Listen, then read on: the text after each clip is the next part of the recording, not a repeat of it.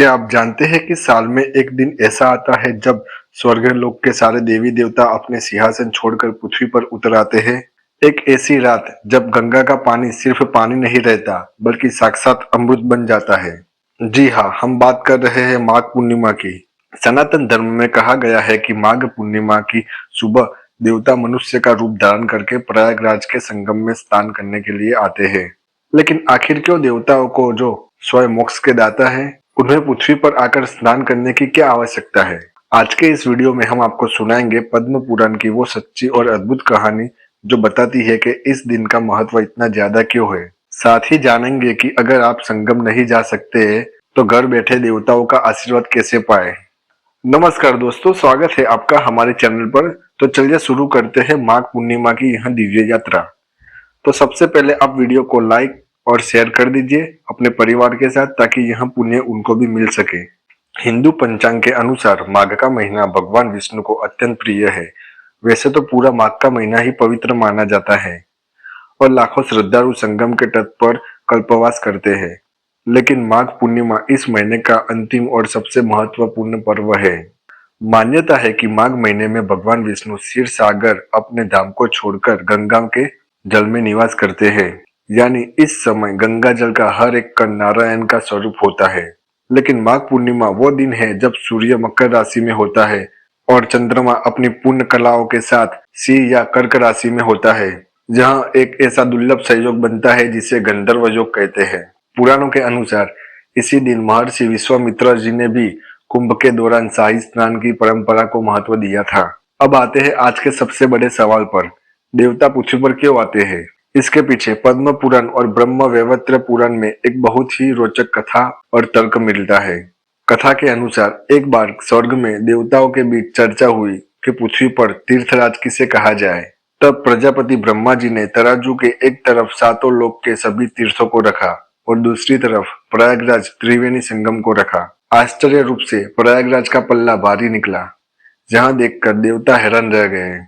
तब भगवान विष्णु ने बताया कि माघ मास में प्रयागराज में स्नान करने का फल अश्वमेध यज्ञ के बराबर है। पौराणिक कथा के अनुसार प्राचीन काल में एक राजा था जिसका नाम था दिलीप। राजा दिलीप बड़े ही धर्मात्य थे, लेकिन उन्हें अपनी प्रजा के कल्याण की चिंता सताती थी। एक बार उन्होंने वशिष्ठ मुनि से कहा, हे गुरुवर, बिना बहुत कठिन तपस्या किए मेरे राज्य के साधारण पापी मनुष्य को मोक्ष कैसे मिल सकता है?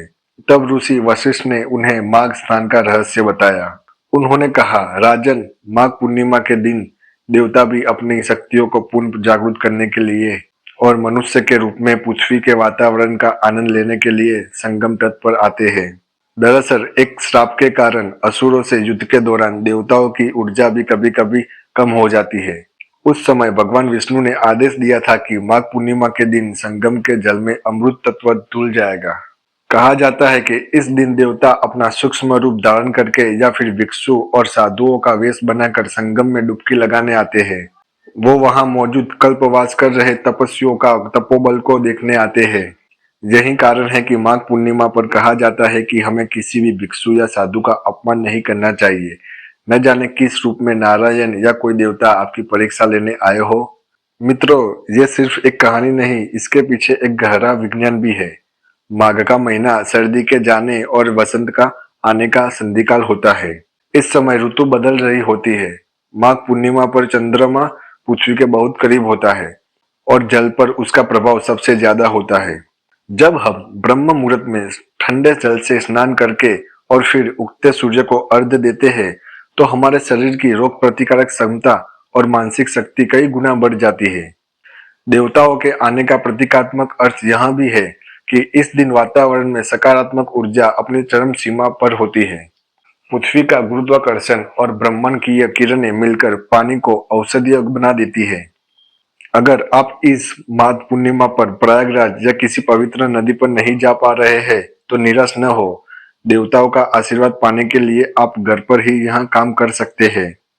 अपने नहाने के पानी में थोड़ा सा गंगाजल और काले तिल मिलाएं। शास्त्रों में तिल को पाप नाशक माना गया है। स्नान करते समय ओम नमो भगवते वासुदेवाय का जाप करें। शाम के समय तुलसी के पास और घर के मुख्य द्वार पर घी का दीपक जलाएं। माघ पूर्णिमा पर दीपदान करने से अकाल मृत्यु का भय खत्म हो जाता है। चूंकि यह दिन विष्णु जी का है, इसलिए घर में सत्यनारायण की कथा करना या गीता का पाठ करना बहुत शुभ माना जाता है।